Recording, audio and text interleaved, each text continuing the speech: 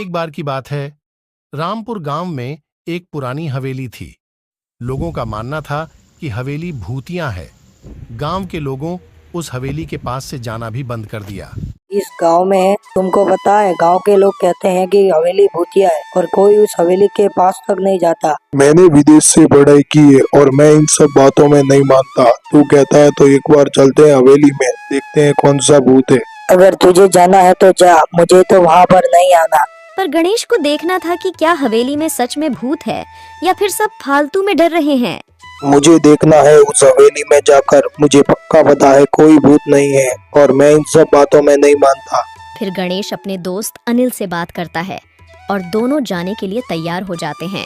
तो फिर ठीक है, कल जाते हैं हवेली में और हाँ, रात में जाएंगे ताकि लोगों को हमारी बात पर विश्वास हो। पर जब गणेश और अनिल गांव की एक दुकान पर बैठे थे, तभी एक आदमी दौड़ कर आता है और बोलता है, अरे उस हवेली में सच में भूत है, मैंने अपनी आंखों से देखा है, कोई मत जाना हवेली में। तभी गांव के लोगों की एक सभा बुलाते हैं और बोलते हैं, अरे सरपंच जी, आज मैंने उस हवेली में भूत को देखा। मेरी मानो तो उस हवेली को हमेशा के लिए बंद कर दो ताकि गांव के लोगों को कभी कोई खतरा न हो। गणेश और अनिल वहां बैठे देख रहे थे।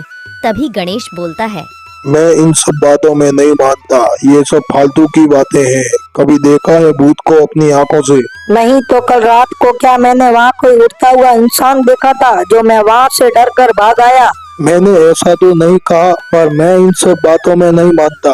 तभी सरपंच लोगों की बात सुनकर हवेली को बंद कर देते हैं और किसी को भी उस हवेली में जाने से मना करते हैं। पर गणेश को ये बात पर विश्वास नहीं हो रहा था कि किसी ने भूत को कैसे देखा। कोई भूत को कैसे देख सकता है? कहीं ये किसी की चाल तो नहीं गांव वालों को हवेली से दूर रखने की? गणेश को उस आदमी पर विश्वास नहीं हो रहा था। पक्का ये उस आदमी ने सब झूठी बातें की है ताकि वो अपना काम कर सके और गांव वालों को हमेशा के लिए हवेली से दूर रख सके। मुझे देखना पड़ेगा कि आखिर क्या बात है। उसी दिन से गणेश उस आदमी का रोज पीछा करता रहता।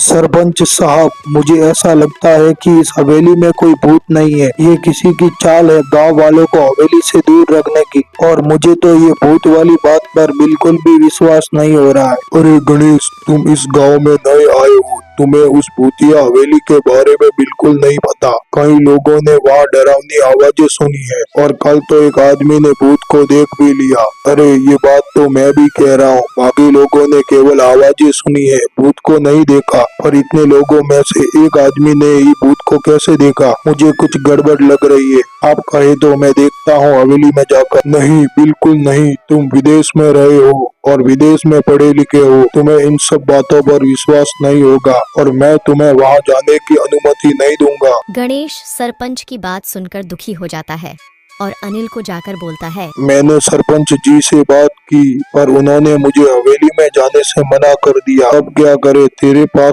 और कोई रास्ता है? ऐसा करते हैं कि हम दोनों रात को चुपके से हवेली के अंदर जाते हैं और पता लगाते हैं कि वहाँ है क्या। फिर गणेश और अनिल हवेली को देखने के लिए निकल जाते हैं।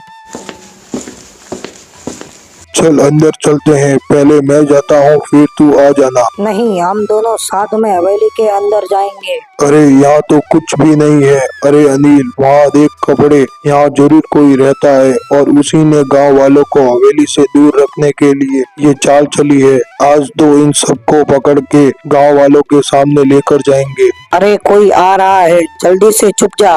फिर दोनों जाकर छुप जाते हैं और देखते हैं कि वही आदमी आ रहा है जिसने गांव की सभा में कहा था कि हवेली में भूत है।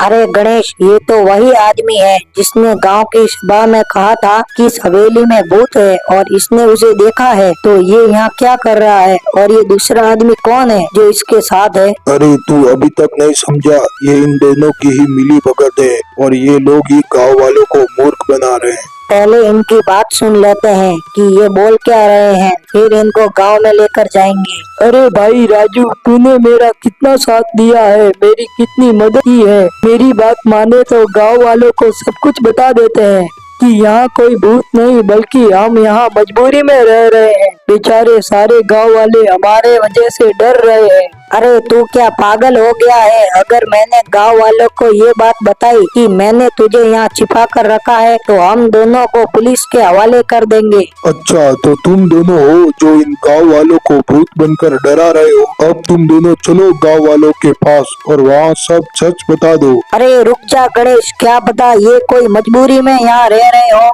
वरना कोई इतनी पुरानी हवेली में कौन रहेगा। हम पहले इनकी बात सुन लेते हैं। अच्छा बताओ तुम दोनों क्या मजबूरी है यहाँ रहने की? दरअसल मैं यहाँ के पास वाले शहर में कई दिनों से रह रहा था और मैं शहर में ही काम करता था, पर वहाँ मुझे कोई रहने के लिए जगह नहीं मिली। तब मैंने अपने दोस्त राजू से बात की और उसने मुझे चुपकर इस हवेली में रहने को कहा और भूत बनकर लोगों को डराने को कहा, ताकि गांव वालों को लगे कि यहाँ सच में कोई भूत है और वो इस हवेली से दूर रहे। ये सब तो ठीक है, पर गांव वालों को डराना तो ठीक नहीं। अब चलो गांव वालों के पास, सरपंच जी से बात करते हैं, वो तुम्हारी जरूर मदद करेंगे। फिर गांव के सरपंच ने एक गांव की सभा रखी और सबकी सहमति से उस आदमी को गांव में रहने की अनुमति दी।